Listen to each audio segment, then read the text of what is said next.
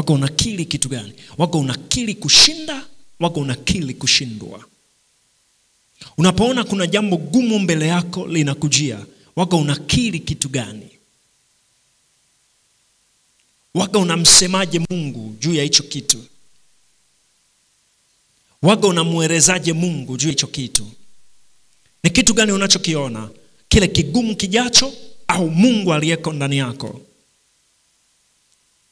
Bwana Yesu asifiwe.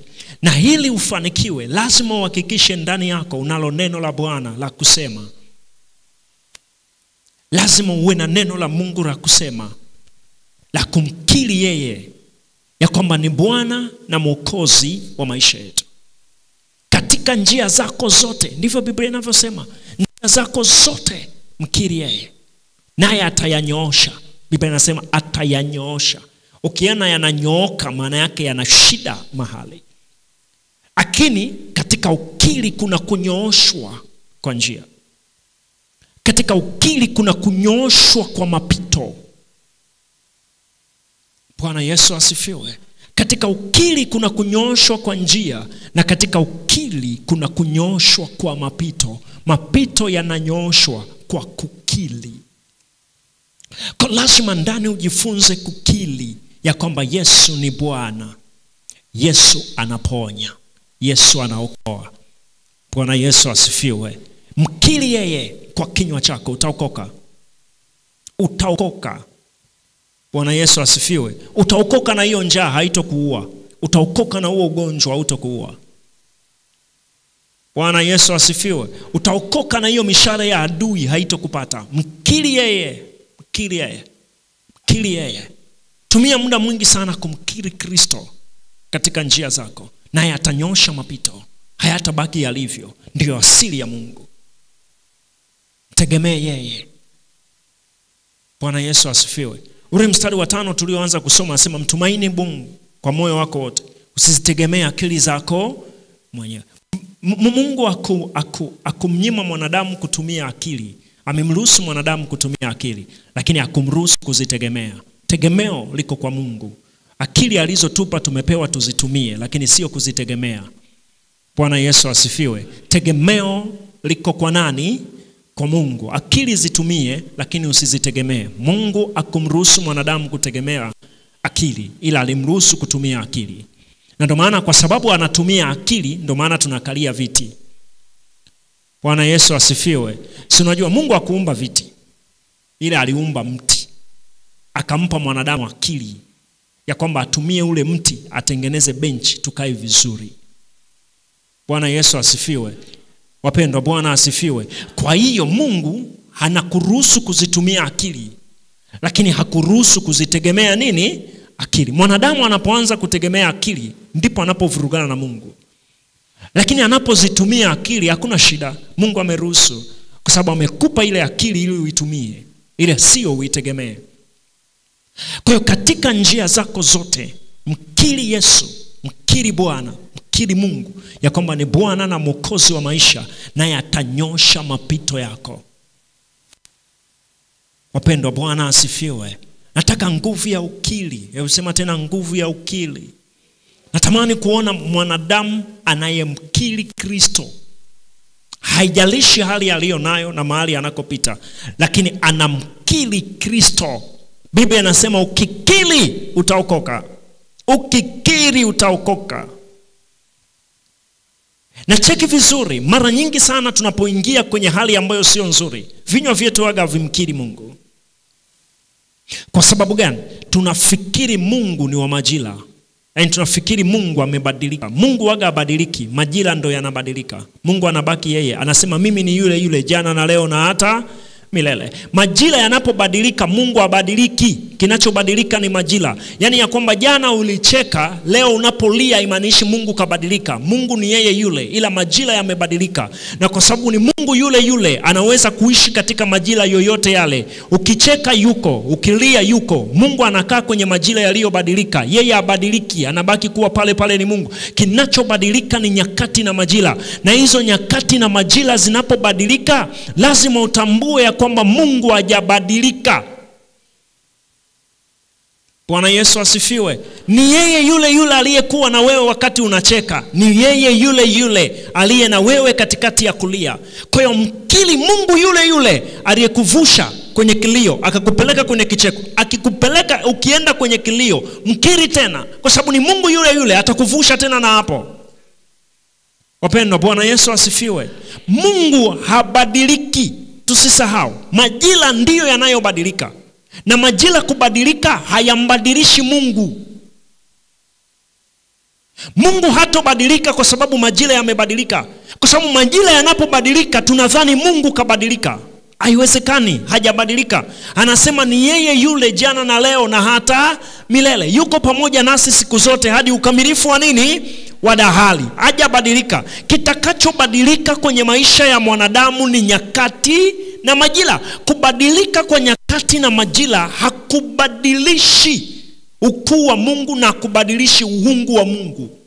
Kwa sababu Biblia inatuambia kwa kila jambo kuna nyakati na majira yake. Bwana Yesu asifiwe. Lakini Mungu anaweza akaishi kwenye majira ya kupanda na akaishi kwenye majira ya kuvuna. Ndio maana Paulo anasema hivi, nimejifunza kushiba, nimejifunza kuona nini? Njaa. Nimejifunza kuwa na vingi, nimejifunza na kupungukiwa. Ninayaweza mambo yote katika yeye afanya nini? Kabla Paulo hajasema anayaweza mambo yote katika yeye anitiaye nguvu, alituonyesha alikopitia. Alisema nimejifunza kushiba, nimejifunza kuona njaa. Mwisho anatoa conclusion, anasema hivi, katika kipindi cha kushiba nilikiweza kwa sababu alikuwepo anayenitia nguvu, na kipindi cha njaa nilikiweza kwa sababu alikuwepo anayefanya nini? Mungu aliyemtia nguvu kipindi cha shibe ni Mungu aliyemtia nguvu kipindi cha njaa. Ni Mungu yule yule. Majira yalipobadilika, Mungu hakubadilika, alibaki pale pale. Na unajua shule ya Mungu ni ngumu, kwa sababu kama Paulo anasema alijifunza kushiba na alijifunza kusoma kuona njaa, uwe na uhakika hakuna siku Mungu alishuka na ubao akaanza kumcholea Paulo na kumwambia hii ndo njaa inafanana hivi, njaa inafanana hivi na ubao. Uwe na uhakika shule ya Mungu ni ya vitendo. Maana yake nini? Aliruhusu njaa kwenye maisha ya Paulo, akaisikia na akaijua. Bwana Yesu asifiwe. Akakaa nayo, akatembea nayo, akajua maumivu yake. Mungu akamtoa, akampeleka kwenye shibe, akaona shibe. Bwana Yesu asifiwe. Akaijua shibe, akaifahamu shibe. Akamtoa, akampeleka kwenye vingi, akavijua, akamnyang'anya, akabaki na vichache, akapungukiwa. Lakini katika nyakati hizo zote Paulo anasema kuna Mungu aliyemtia nini? Nguvu. Bwana Yesu asifiwe. Maana yake nini? Majira yanapobadilika lazima tukumbuke yuko Mungu anayetutia nini? Nguvu. Hayo majira hayatodumu milele wapendwa, yataondoka. Yataondoka. Mkiri Bwana katika njia zako, atayanyosha mapito. Bwana Yesu asifiwe. Kufia ukili, jifunze kumkili. Jifunze kumkili. Hatuwezi tukawa na maisha yaliyoko yamenyoka namna hii kila siku na kila saa. Yatabadilika, lakini Mungu wetu hajabadilika na habadiliki. Mungu ni yule yule jana hata leo, yeye habadiliki.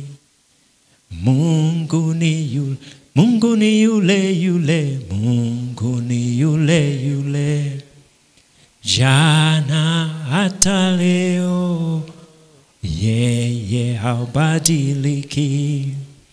Mungu ni yule. Bwana Yesu asifiwe. Mungu ni yule yule jana, leo na hata milele. Jana sio leo, lakini Mungu ni yule yule. Ukijua namna hiyo majira hayatakusumbua. Lakini ukihisi Mungu anabadilika na majira, itakusumbua. Bwana Yesu asifiwe. Ana uwezo wa kukuhudumia katika majira yote na nyakati zote. Habadiliki. Ni yeye yule jana, leo na hata milele. Mkiri yeye. Bwana asifiwe. Unajua unavyokiri unamwambia, najua kweli ninaumwa, ninajua, lakini wewe ni Mungu.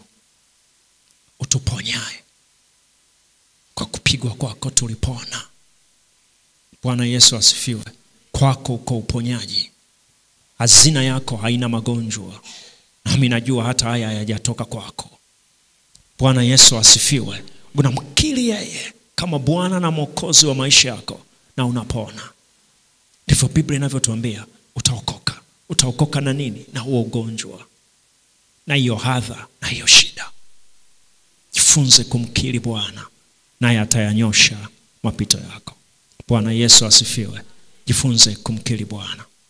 Nami nataka jioni ya leo kwa dakika chache tukamwambie Mungu atusaidie kumkiri.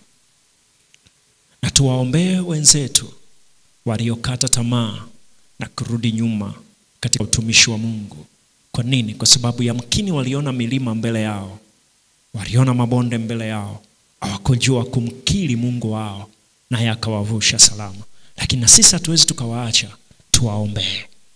Bwana Yesu asifiwe. Tuwaombee. Waombee wote waliokata tamaa ya maisha ya Mungu na maisha ya wokovu. Namwambia Bwana Yesu awavushe salama. Wako wanaohitaji msaada wa Mungu jioni hii. Wako wanaohitaji msaada wa Mungu sasa. Njia za Mungu si za mwanadamu. Njia zake hazichunguziki. Mawazo yake ni ya ajabu sana. Bwana Yesu asifiwe.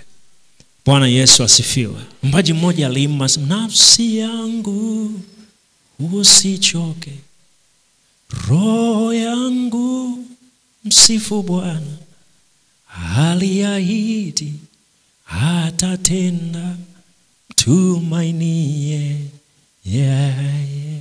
Bwana Yesu asifiwe. Unajua alivyokuwa anaiambia nafsi yake, nafsi yangu usifanye nini? Usichoke. Roho yangu msifu nani? Aliahidi atafanya nini? Atatenda. Mawazo yake si mawazo yetu, na njia zake si njia zetu. Akiahidi anatenda, akisema anafanya. Si mwanadamu ataseme uongo. Bwana Yesu asifiwe. Sema si mwanadamu. Ukijisemea namna hiyo, unaiambia nafsi yako, usiniambie Mungu kaniacha. Alisema hatoniacha.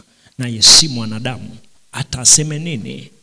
Uongo. Alisema atafanya, aliahidi atatenda. Lazima ndani ya nafsi tumkiri, na nguvu ya ukiri, na roho ya ukiri, na tabia ya ukiri iwe sehemu ya maisha yetu, na Bwana atatenda.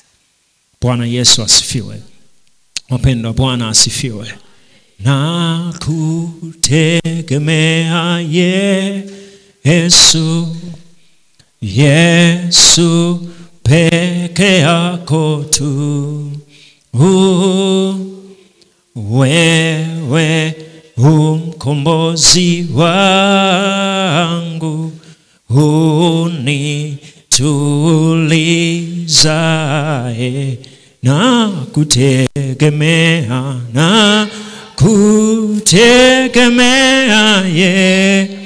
Yesu, kwani mkombozi ukinifi. Ndipo